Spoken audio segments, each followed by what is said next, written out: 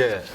오늘 이 자리는 우리 합천평화고가 지하가 바로 지역의 대안학교입니다. 대안학교에 대한 대안교육이 뭔지, 대안학교가 뭔지 이런 이야기를 두 분 선생님을 모시고 나누는 자리입니다.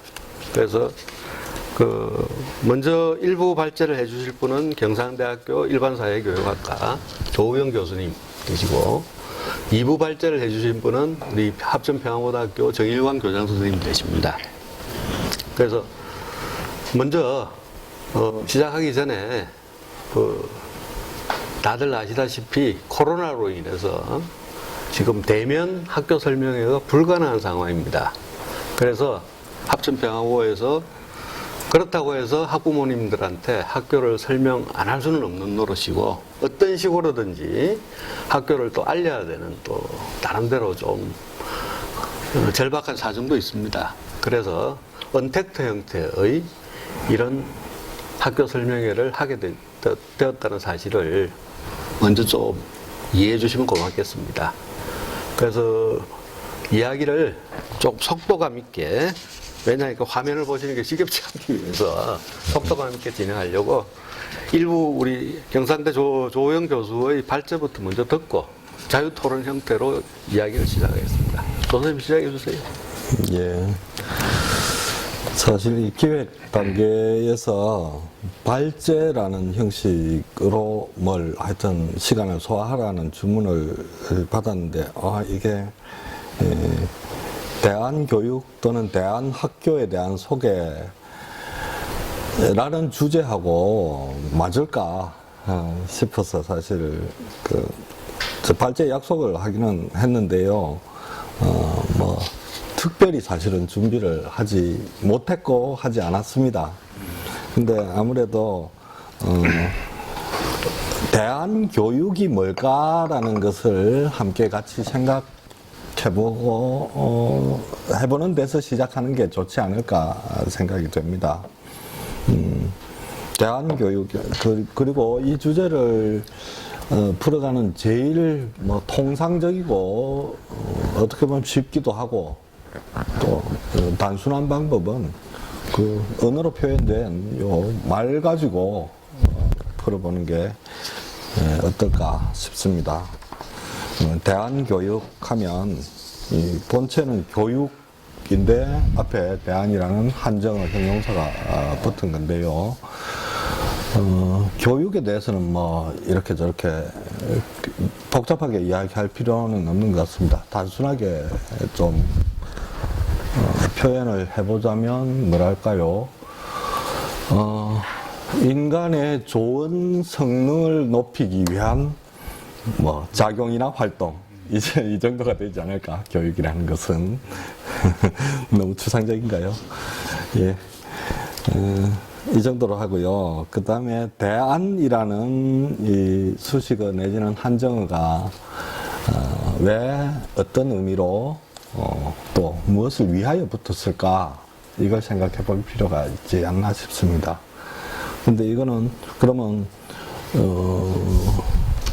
유일하게 교육 앞에는 이것만 붙을 수 있느냐 하면 그게 아니고, 또 다른 것도 사실은 대안 이외에 대안적 형용사도 붙을 수 있기 때문에 이 앞에 대안을 붙이는 게 의미가 있지 않을까 싶습니다. 그러면 쉽게 생각해 볼 수 있는 게 그에 대비되는 또는 반대인 형용사나 이런 게 뭘까를 한번 생각해 보면 또 어떨까 싶습니다.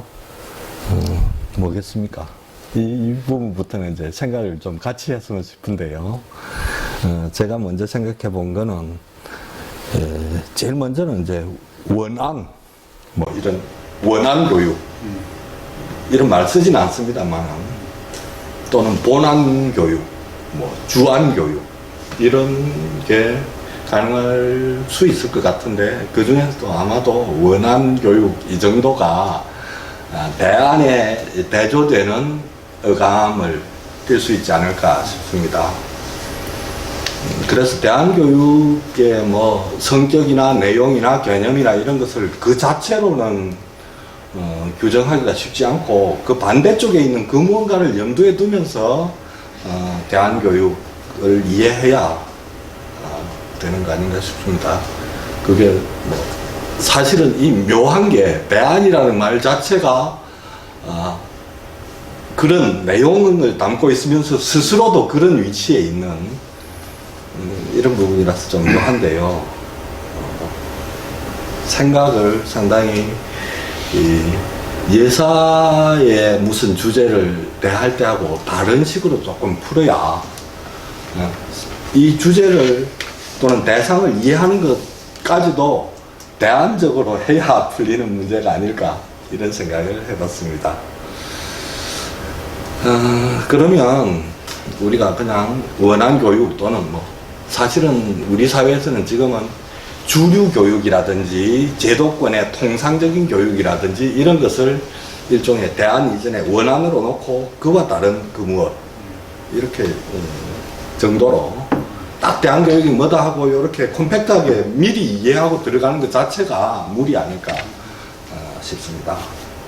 그러면 그 원안에 해당하는 우리 사회에서의 이 통상적인 교육의 특성이 아주 두드러진 특성이 뭘까를 생각해 보면 이거 흔히 간단하죠. 사실은 이 우리 사회에 한때 퍼졌던 말 중에 행복은 성적순이 아니잖아요. 요 말에서 성적을 추구하는 교육, 그것도 직접적으로 성적을 직접적으로 추구하는 교육이 우리가 대안교육을 추구할 때의 반대쪽에 염두에 두고 있는 그 무엇이 아닐까 싶습니다. 그러면 성적에 대응하는 대안교육의 주안점이나 목적은 뭘까를 생각해 볼 수 있겠죠. 근데 대안교육을 좋아하거나 내세우고 싶은 사람이나 그런 쪽에서는 아마도 행복을 내세울 수 있지 않을까. 좀 이런 생각도 해봤습니다. 그리고 우리 사회는 또 주류 교육의 특징이 상당히 주류적인 만큼 획일적이다. 이런 면도 특징의 하나로 꼽을 수 있지 않을까 생각됩니다. 이럴 경우에는 우리 교육하면 흔히 그 추구하는 인간상 이런 이야기를 하는데요. 교육과정 문서에도 보면 맨 앞부분에 추구하는 인간상이 나오는데 그런 면에서 보면 이 주류 원안에 해당하는 주류 교육에서는 모범이나 통계 등등 공유되거나 객관화된 어떤 그 무엇 지표라든지 이런 것을 추구하고 쫓는다 하는 점을 또 짚을 수 있지 않을까 싶습니다.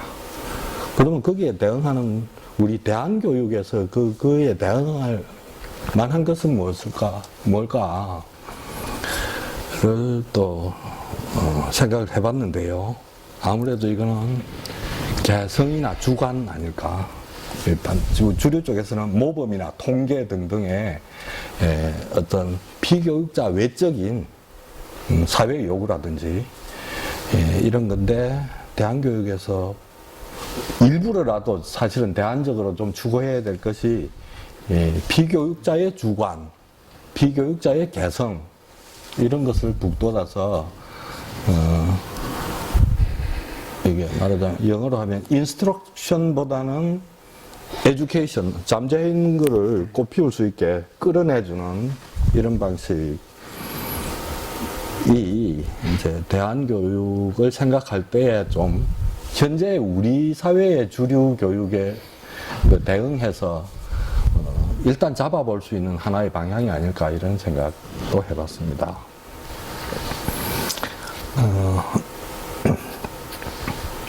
그리고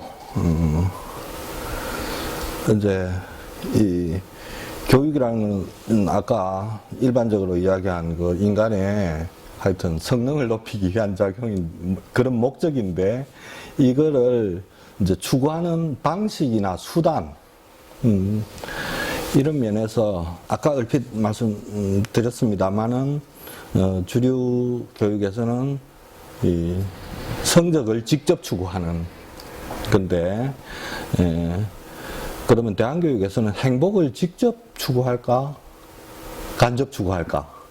또 성적을 추구하는 이유도 사실은 궁극적으로는 그게 행복으로 연결된다고 믿고서 하는 일일 건데, 우선 직접적으로 추구하는 거는 성적이고 행복은 간접적으로 두는데, 대안교육에서는 이걸 이제 순서를 바꾸는 것도 하나의 대안일 수 있을 것 같습니다.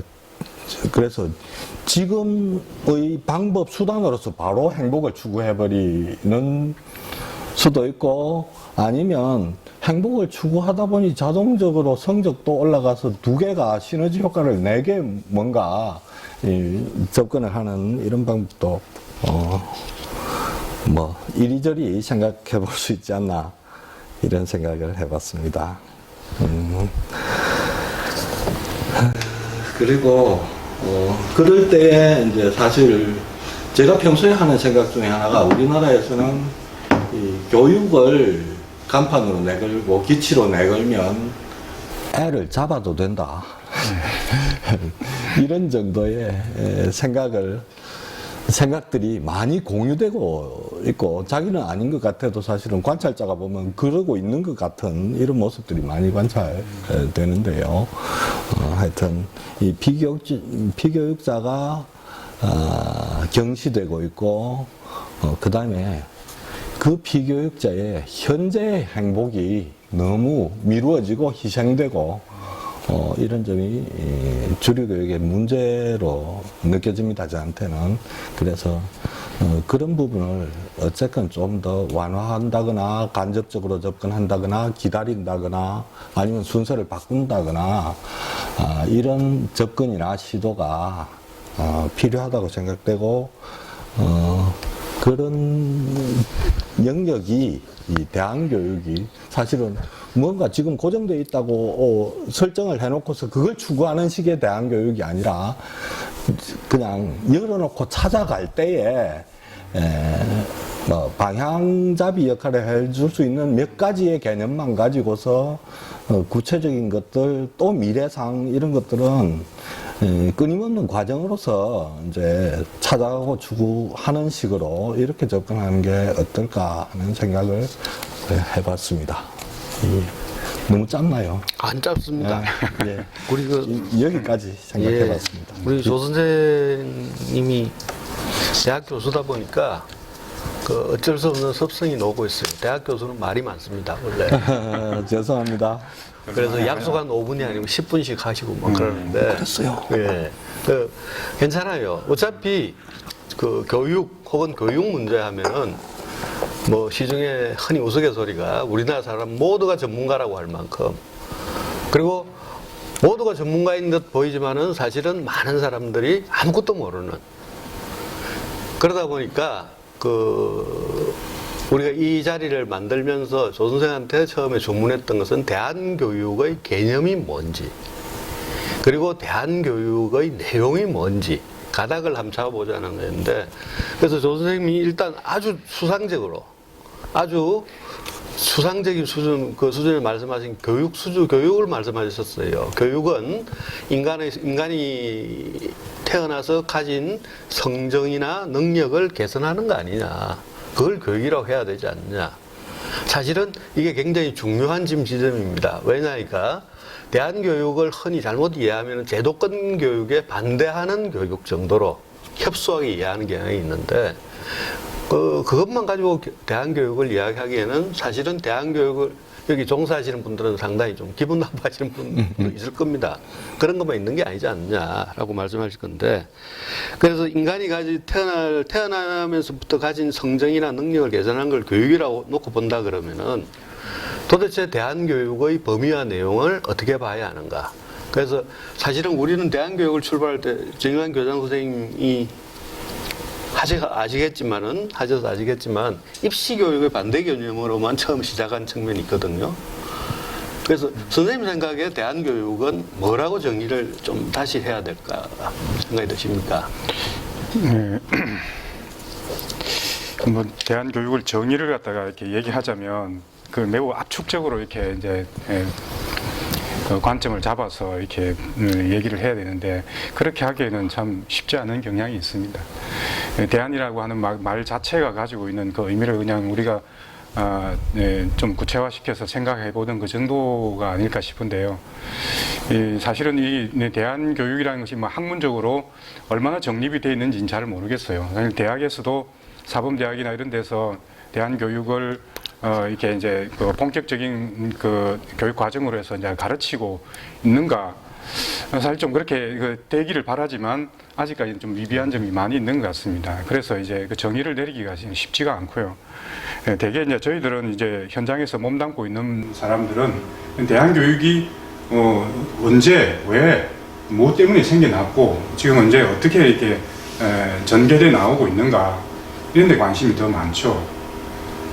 제가 이제 97년에 전라남도 영광에 있는 영산성지고등학교에 가게 됐습니다. 그때 부산에 살다가 이제 그쪽으로 가게 됐는데요. 그때 이제 그 학교가 이제 물론 그 전부터 영산성지고등학교는 1982년부터 계속해서 이렇게 우리가 흔히 얘기하는 대안교육의 형태를 띠면서 이 공동체 교육을 해오고 있던 학교였습니다. 우리나라에서는 풀무학교와 더불어서 상당히 오랜 기간 동안 그런 교육을 갖다 해왔는데요. 그게 이제 사회적으로 청소년 문제가 상당히 그게 부각이 되고 이슈가 되는 90년대 중반부터 이게 그 교육적으로 이제 관심을 가지게 되었고 눈에 띄게 되고 그래서 이제 교육부에서 영산성지고등학교를 중심으로 한 이렇게 정부에서 인가를 한 대안학교를 양성해 보자 그런 차원에서 이제 학교를 만들었는데 그때 가장 큰 문제는 우리 교육이 가지고 있는 그 경직성, 그다음에 획일화된, 그다음에 이게 다양성을 갖다가 죽여버리는 그런 획일성과 수동성 이런 교육으로 인해 가지고 많은 청소년들이 학교를 갖다가 뛰쳐나가게 됩니다. 그래서 우리가 흔히 그렇게 뛰쳐나간 학생들을 갖다가 부적응 학생이다 또는 중도 탈락 학생이다 이렇게 표현을 많이 하는데요. 그때 당시에 우리가 대안 교육을 갖다가 하자고 이렇게 바라볼 때는 그런 학생들이 부적응 학생이 아니고 그런 학생들을 학교 밖으로 내몬 학교가 학생들에게 부적응한 학교다, 부적응한 교육이다 이런 관점에서 바라봤습니다. 그 당시에 이제 스테이지와 아이들 이렇게 등장을 하게 되고, 그 다음에 이제 80년대 그 군사 정권이 이제 문을 닫고 이제 민주 정권으로 이렇게 이양되는 어떤 그런 과정 속에서 이게 다양성이 이제 표출이 되기 시작했고, 아까 말씀하신 개성이라든지 주관이나 이런 것들이 그동안 억눌러 있던 것들이 이게 많이 이제 발산되는 그런 시기였는데, 그런 것을 이렇게 끌어안고 담을 수 있는 사회적인 그릇이 그때 당시에 마련되지 않았다고 봅니다. 그러다 보니까 많은 이제 학생들이 어려움을 호소하게 되었고, 그런 학생들이 학교를 거부하고, 기존 교육을 갖다가 이렇게 거부하면서 여러 가지 이제 사회적인 문제가 되기도 하고 해서 그 학생들을 갖다가 이제 빨리 끌어안는 목적으로 대안학교가 이제 시작되었다는 한 측면도 있고, 사실은 그 즈음에 이 기존 교육 가지고는 안 된다. 그래서 이게 계속 이렇게 돼서는 안 된다는 그런 인식의 공감대가 조금씩 생기기 시작했습니다. 그래서 이 송순재 교수 같은 그런 분이나 고병헌 같은 그런 분들이 이제 대안교육에 대한 그 문을 갖다 조금씩 열기 시작했고, 논의를 갖다 하기 시작하면서 대안교육이 이제 자리를 갖다 잡기 시작했던 것 같아요. 교육부에서 그걸 갖다가 이렇게 바라보면서 이제 국가적으로 개입을 해서 학교를 갖다 만든 것이 이제 98년도였습니다. 그렇게 해서 나오다 보니까 결국은 아까 말씀하신 주류 교육, 통상의 교육, 저희들은 기존 교육이라고 하는데, 기존 교육이 가지고 있는 여러 가지 다양한 문제점들을 극복하기 위해서 만들어진 이제 학교, 교육, 뭐 그렇게 대충 이렇게 잡아볼 수가 있겠습니다. 다시 그 발제로 돌아와서 이제 교장 선생님은 어쩌면은 우리나라 대한교육의 역사 중에 중요한 대목을 말씀을 해주신 부분이 있고, 근데 이제 발제자가 던진 질문 중에 중요한 지점은 교육이 뭐냐, 무엇인가의 문제입니다. 그러니까 발제자가 한 이야기는 교육은 어쩌면은 행복해지려고 하는 거 아니냐, 우리가.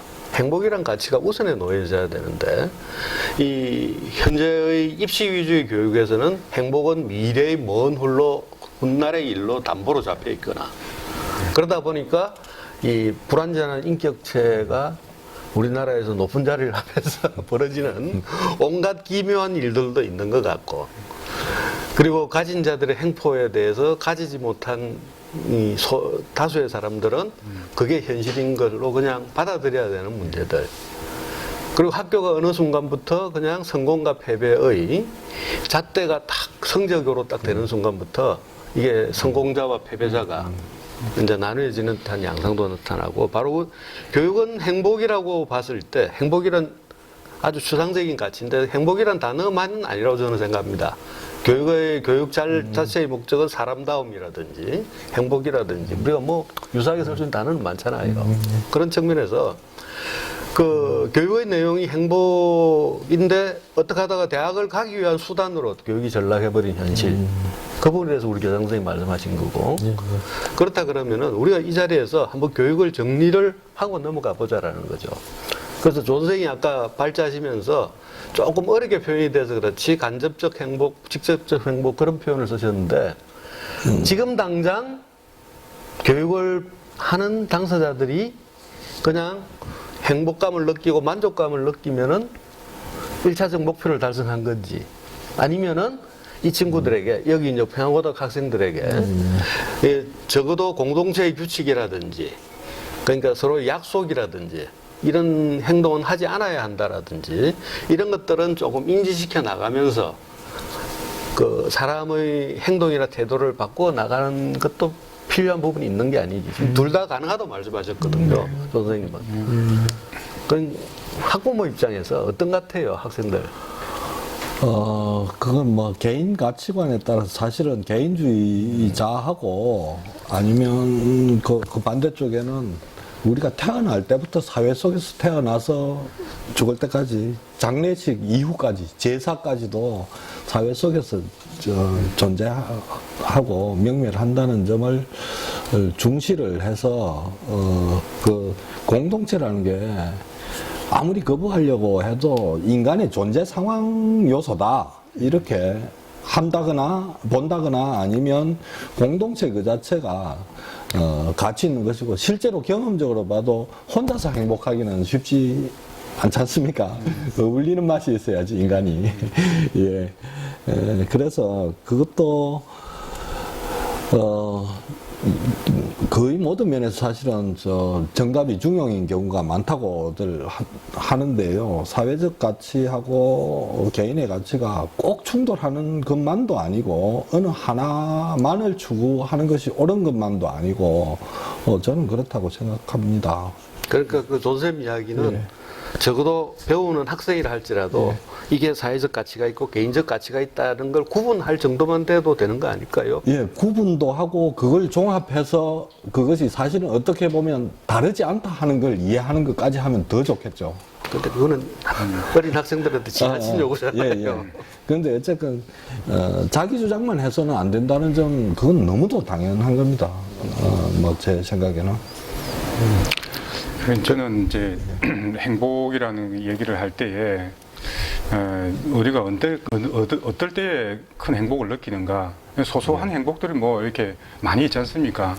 내가 이제 없던 물건이 생겼을 때, 좋아하는 물건이 생겼을 때, 또는 편안할 때, 관계가 좋을 때, 뭐 이럴 때 행복을 많이 느끼기도 한데, 우리가 뭐 교육학에서도 뭡니까 이게 이름이 생각 안 났습니다만은 욕구 충족 5단계가 뭐 있지 않습니까? 그래서 매너의 자기 실현 그런 이야기를 많이 하는데 이 자긍심을 가질 때에 행복감을 갖다 많이 느끼는 것 같습니다. 그리고 또 한 가지는 성장의 기쁨을 갖다 느낄 때에 행복감을 많이 느끼죠. 내가 이만큼 성장했어. 특히 우리 학생들에게는 그게 바로 자긍심이죠. 근데 이제 기존의 교육에서는 그런 성장의 기쁨이나 자긍심을 과연 얼마나 이제 갖게 할까. 왜 그러냐면은 사람이 정말 다양하고 복합적인 존재인데 이게 그 일반계 학교에서는 오직 대학을 목적으로 하는 시험 성적 위주의 교육을 하니까 시험을 얼마나 잘 보느냐 여기서 이제 행복이 결정되는 거죠. 근데 그런 쪽에서 행복을 느끼는 학생들이 분명히 있죠. 그렇지만 매우 소수인 것이고 대부분의 학생들은 자기들이 가지고 있는 참된 가치를 갖다 제대로 발현하지 못하고 낮은 성적에서 이렇게 이제 그 인정받지 못하는 그런 교육이 이제 계속 이어졌다고 봐요. 대한 교육은 사실은 이제 그걸 극복하자는 것이고 학생들이 가지고 있는 다양한 측면들을 어떤 이 경쟁이나 서열이 아니라 그 가지고 있는 그 값어치 그 자체를 갖다 소중하게 여기면서 그거를 통해서 아이들이 자긍심을 가지고 그로 인해서 성장하는 그런 기쁨을 갖다가 주자고 하는 것이 대한 교육의 아주 중요한 이제 요소라고 생각을 합니다. 예. 이제 그 지점에서 사실은 이제 이야기가 또 자연스럽게 다음 주제로 넘어가게 되는 게 그냥 그 교육에 대해서 관심은 많으나 오해를 하시는 부분이 대한교육과 대한학교의 차이가 뭔지 지금 학교 이야기가 지금 나오기 시작하거든요. 변 선생님 생각에 대한학교를 어떻게 정의를 할까요? 지금 이제 대한학교의 유형을 보면 대한교육 특성화학교 또는 체험 위주 특성화학교 이렇게 이야기합니다. 그래서 이제 대한학교들이 대체적으로 그 기존 일반계 학교들이 교실 안에서 하는 이제 지식 중심 교육을 한계를 갖다 이게 넘어서 학생들이 직접 이게 체험하면서 경험 교육을 쌓고 그다음에 이제 다양한 이 가치들을 실현하는 그런 교육을 갖다가 이제 하는 것을 그런 하는 학교를 대한학교라고 하는데 대한학교가 그 대한교육과 이렇게 이제 물론 대한교육을 하는 곳이 대한학교이긴 한데 대한교육의 그 스펙트럼은 좀 더 이제 넓다고 이제 볼 수가 있겠습니다. 그래서 대한학교는 어쨌든 제도화된 대안일 수 있는 것이죠. 대안이 우리 제도권 학교에 이렇게 대응을 해서 만들어진 학교이긴 하지만 또한 그 학교라고 하는 틀 속에서 학교라고 하는 이름을 붙이는 그 순간 또한 이제 제도화되는 측면들이 분명히 있습니다. 그래서 이제 완전히 대한학교가 일반 학교하고 뭐 다른 세상의 학교가 아니고 상당히 이제 보완적인 관계가 있고 상호 보완적이죠. 예. 그런 관계에 있다고 이제 봅니다.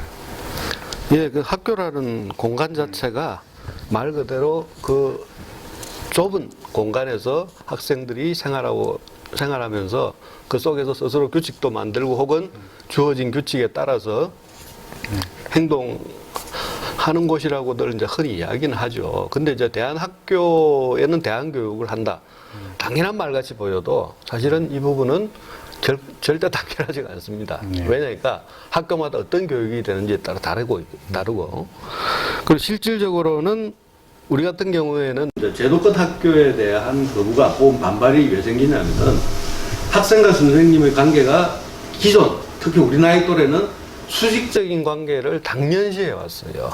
그러다 보니까 폭력적인 지도와 비지도 혹은 억압적인 강제와 명령 이런 게 일상적으로 벌어지는데 이런 것들이 현재 일반 학교에서 작동이 안 되다 보니까 교실 붕괴 현상도 일어나고 이제 교사의 권위가 사라져 버린 거예요. 이런 일이 벌어지는데 대한학교에서는 과연 이런 문제를 해결할 수 있는 방법을 어떻게 찾을까? 그거는 교장 선생님이 말씀하신 대로 해석을 하면은 제 나름대로 해석을 하면은 학생들 스스로 교사의 권위를 지켜줄 수 있는 행동 혹은 태도가 우러나오게 하는 교육이 되지 않느냐. 그렇다 그러면 학생과 교사의 관계는 절대 수직적이어서 되지도 않고 수평적이어야 하고 그리고 대화를 통해서 문제를 해결할 수 있는 능력을 키워나가야 한다라는 참 지극히 맞는 이야기인데 조 선생님 생각에 과연 이런 대한학교가 우리 사회에서 어떤 어려움이나 장애가 있을까요? 참. 그거는 제가 답할 만한 경험이나 지식이나 뭐 이런 게 없어서 그냥 상식적인 수준에서. 근데 저도 이제 사범대학에서 일을 하면서 또 그 위에 있는 교육대학원에서 이제 여러 선생님들을 접하고 또 교사 연수에 담당 강사로도 그 일하면서 접해본 선생님들을 접해본 바로는 좀 심하게 이야기하면 이 선생님들로는 답이 없다. 약간 우선 주류 교육에 너무 길들여 있거나 이제 체념하고 계시거나 이런 경우가 많더라는 제 경험이 있습니다. 제가 느끼는 경험이죠. 그래서 근데 어쨌건 수평적이야 하는 거는 맞는데 교육이라는 게 인위적인 작용을 하는 쪽하고 이제 교육자 피교육자는 분명히 또 같을 수가 없는 대립항으로서 존재하면서 공동의 목적을 추구해야 되는데 안내자나 지도자는 분명히 돼야 되는데 그 바람직한 상이 반발을 불러오지 않으면서도 효율적으로 교육을 해낼 수 있는 그런 상이 하는 거는 그건 한마디로 정리할 수는 없을 것 같습니다. 추상적으로 이렇게 자세나 방향만 잡고서 그때 장면에서 이제 진심을 가지고 창의적으로 대처하고 실천하는 수밖에 없지 않나 그런 생각이. 그러니까 이 주제는 사실은 그 조교수하고 저하고는 개인적으로 이야기를 많이 나눈 대목입니다. 왜냐 그러니까 대한교육과 대한학교 이야기를 제대로 하자 그러면은 대한교육의 프로그램을 고민하는 뭔가가 있어야 한다. 그래서 고민한 뭔가가 뭐냐면은 교육청 차원의 무슨 교원 연수 프로그램을 만들어지든 아니면 대한학교를 하시는 선생님들이 모여서 1년에 방학 때 한 달이라도 이런 교육 프로그램은 필요한 것 같다. 학생과의 관계를 봤을 때 그저 수평적 관계 좋은 말만 해가지고 되는 건 아니지 않느냐. 그래서 우리 선생님들 중에 환경교육 하시는 분도 있고 한데 사실은 입에 발린 소리로는 환경을 얼마든지 이야기합니다. 중요한 지점은 학생 스스로 변화하고 그리고 그때 배운 지식을 체화시켜 나가는 과정이 보이는 학생과 그렇지 않은 학생은 다르잖아요. 사실은 환경교육을 해서 암기 잘해서 그 과목에서 점수 잘 따게 하는 건 그건 아니라는 거예요. 바로 그런 지점을 집단적으로 고민할 수 있는 단위가 있어야 되는 거 아니냐. 이걸 대한학교에 몸담고 계신 선생님들에게만 맡기는 거는 이게 좀 말이 아닌 것 같다라고 둘이서 이야기한 적이 있거든요. 바로 그 지점입니다.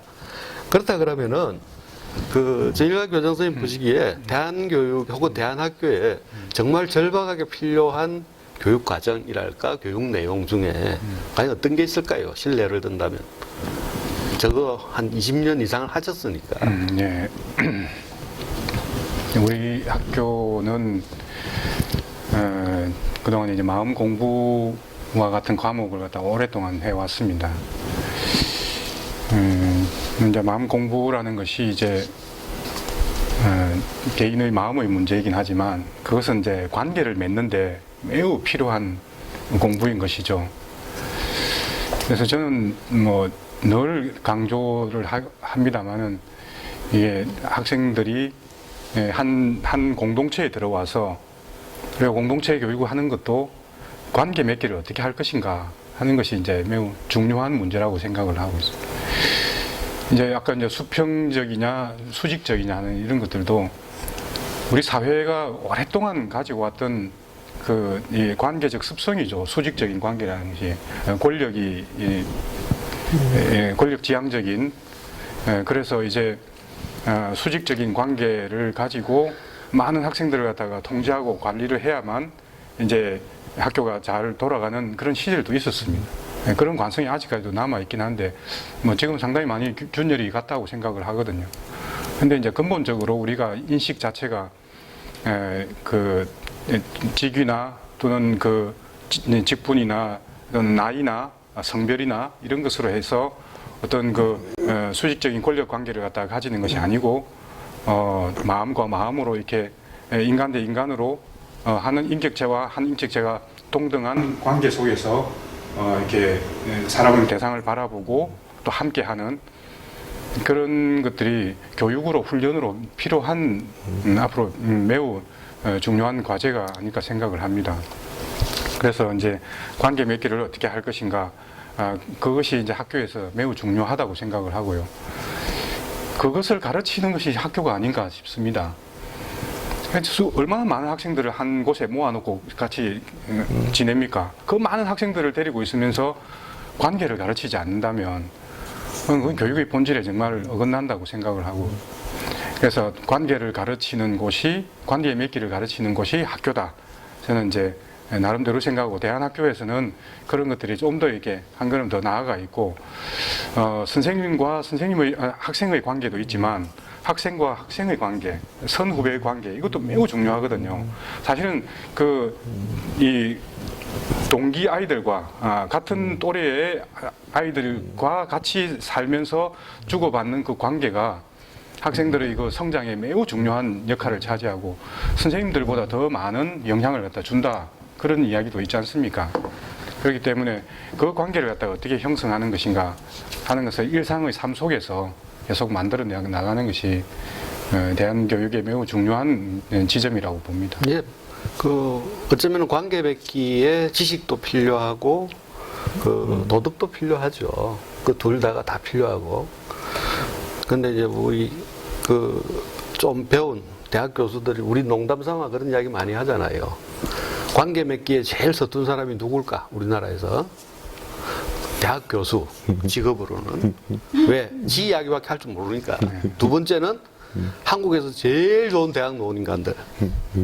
여기 계신 분입니다. 제일 좋은 과를 나왔고.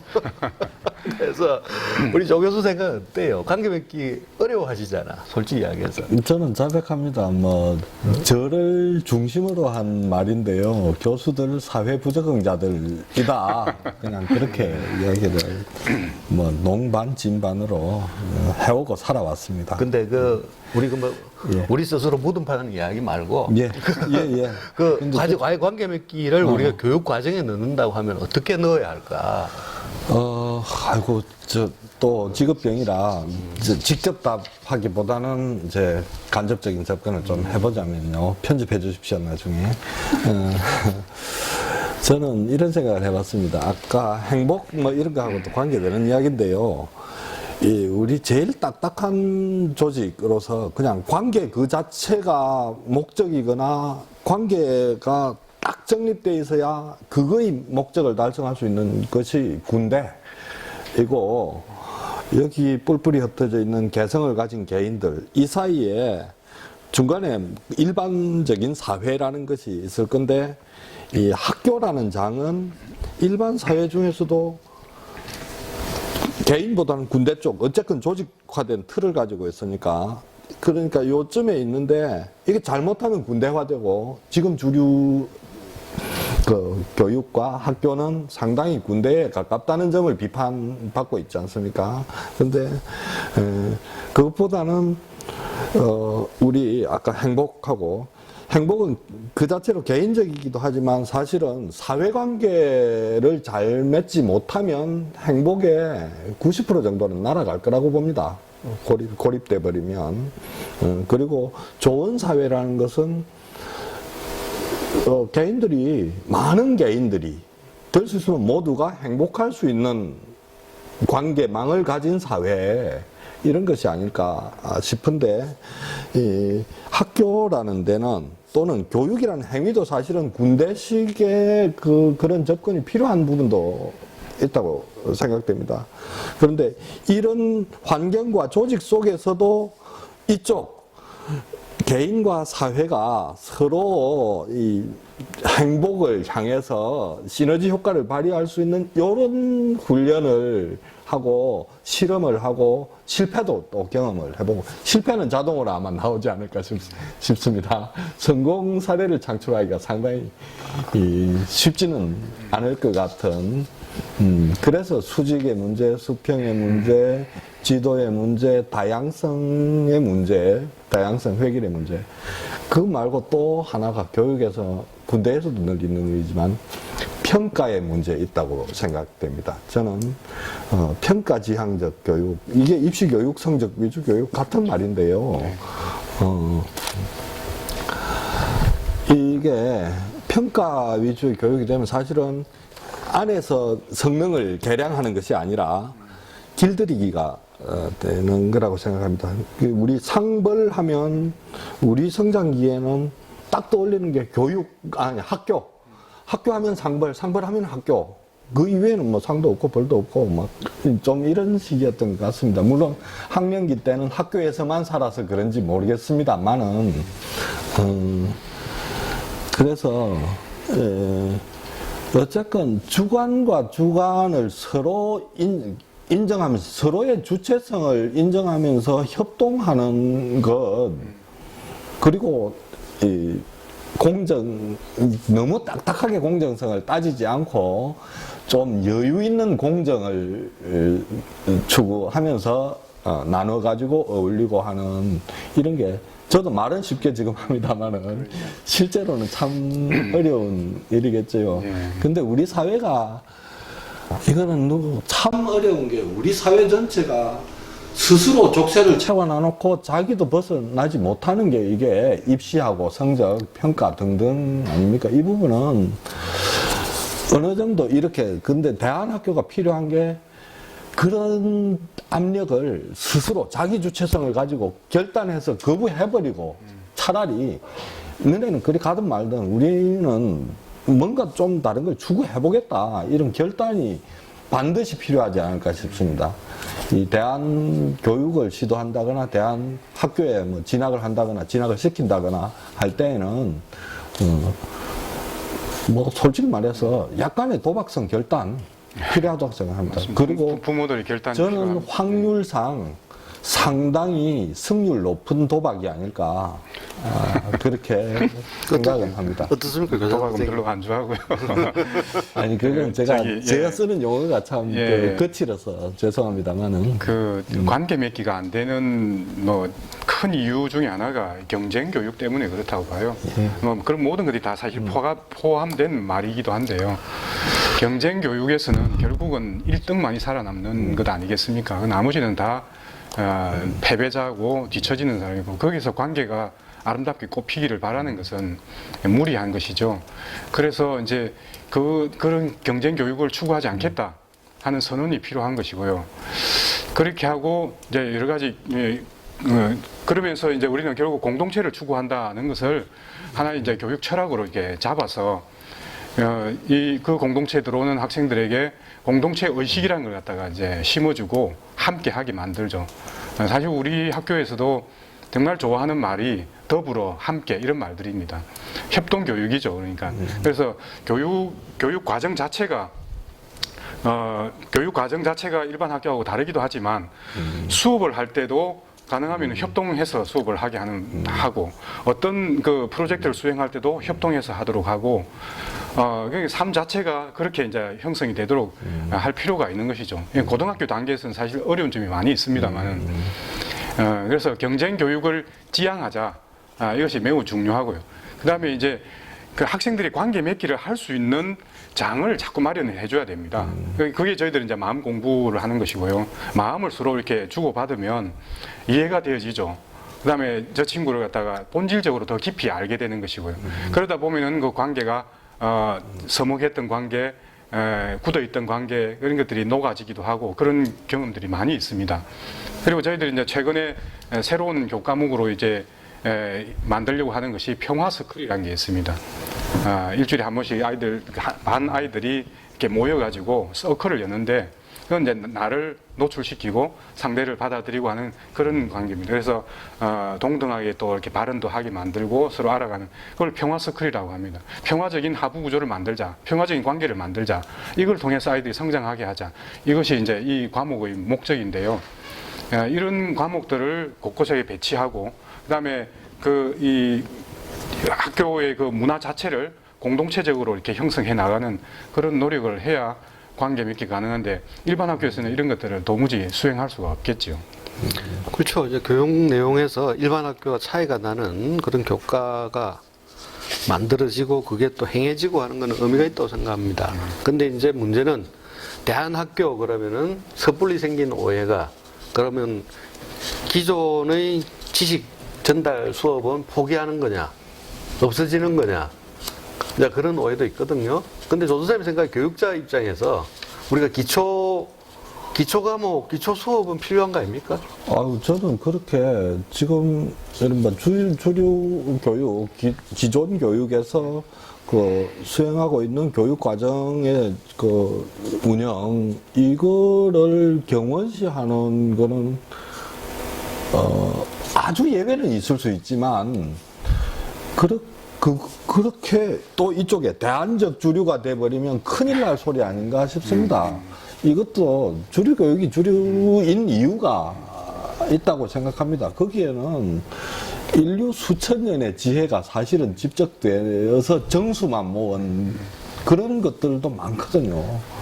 그리고 기본적으로는 인간이라면 누구나 그 갖춰야 될 것들, 근데 내버려두면, 자연 상태로 내버려두면 안 되는 것들, 이런 것들이 기본적으로 많이 있기 때문에 그것이 이 교집합이 없는 상태로 서로 대안을 추구하는 이거는 또 하나의 큰일 날 소리 아닌가 싶습니다.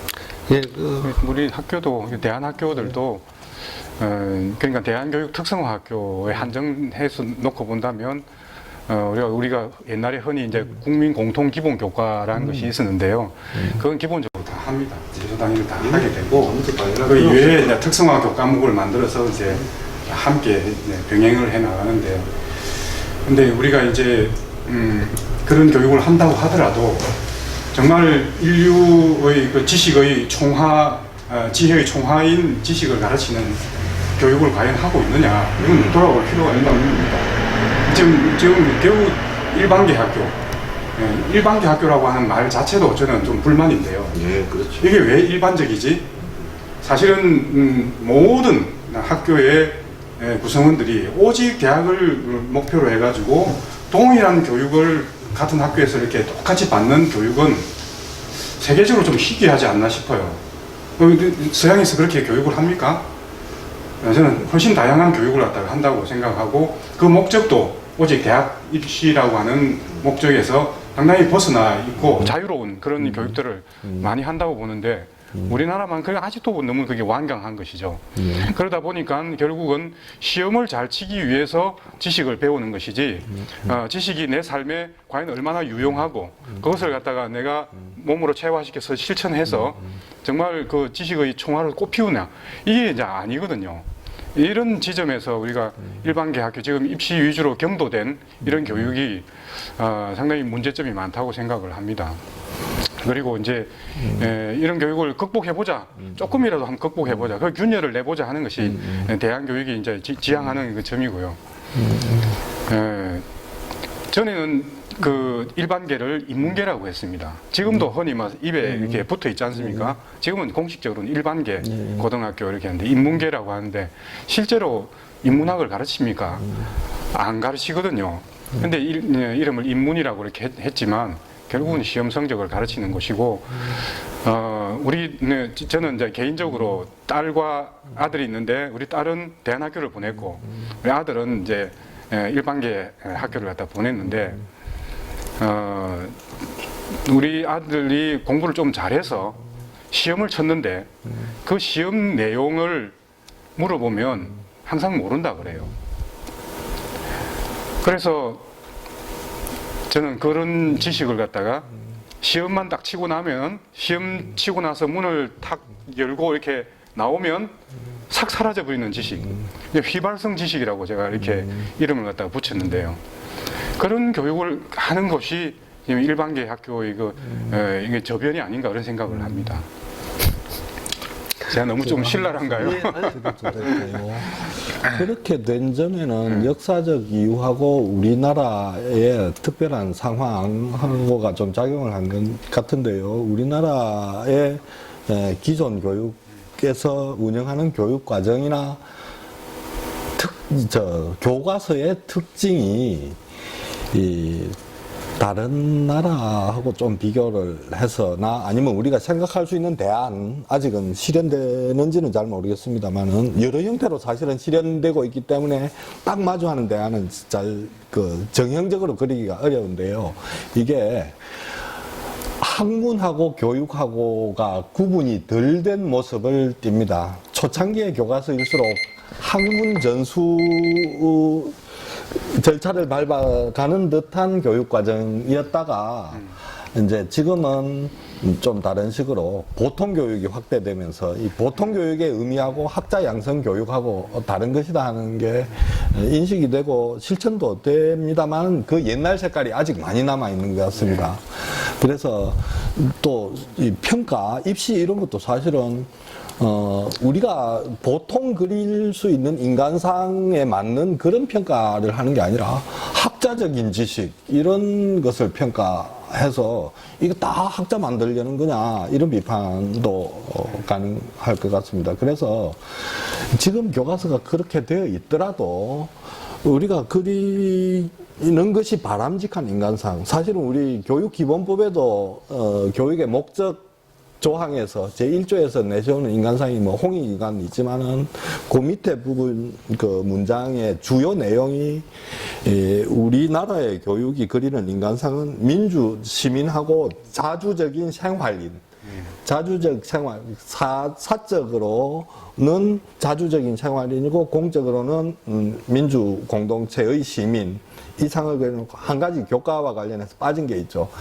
은미체 등등의 예체능 교육을 정당화할 수 있는 목적이 설정이 안 되어 있는데 이걸 억지로 해석을 해내자면 약간 이렇게 표현할 수 있지 않을까 싶은데 이 문명적인 교양인 이런 정도 세 가지 요소를 띤 인간상이 사실은 우리 사회에서 적어도 법적인 차원에서는 공유가 되고 채택이 되어 있는데도 불구하고 이거하고 교과서의 내용이나 교육과정 운영의 방침 또는 평가에 와서는 완전히 잊혀져 버리고 말죠. 그냥 객관적인 지표로 인간 품질 선별하듯이 이렇게 등급 매기듯이 이렇게 됐는데 원래 이렇게 지금 당장의 수단들이 이렇게 제공되고 있더라도 이것의 목적을 재해석해가지고 주어져 있는 걸 기존의 교과서마저도 재해석해서 옳은 목적, 우리만의 목적을 위해서 활용하는 식으로 접근하는 것도 좀 필요하지 않나 이런 생각을 합니다. 예, 두 분이 사실은 제가 던진 질문은 아주 간단한 거였어요. 대한학교에서는 공부를 안 한다. 그 말이 맞냐 하니까 두 분이 발끈하시면서 절대 그렇지 않다는 말씀을 하셨고 그리고 교장 선생님은 과격하다 그랬는데 사실은 교장 선생님 말씀은 대한학교가 인문계다는 이야기입니다. 인문학 수업을 하니까 그 말씀을 하셨는데 사실은 대한교육 그러면은 이렇게 할 이야기가 많아지는 이야기 많아집니다. 여러 갈래로 다 번지게 되고 또 이야기도 또 복잡해지고 궁극적으로 조 교수가 이야기한 대로 이게 뭐 학문과 교육까지 이야기가 널판이 되는 이런 이야기의 주제입니다. 그래서 오늘 이 자리는 학부모님들에게 대한교육과 대한학교에 대해서 조금만 소개하는 정도의 자리다 보니까 일단 1부는 이걸로 마쳐야 될 것 같습니다. 2부에 또 이어서 시작하겠습니다.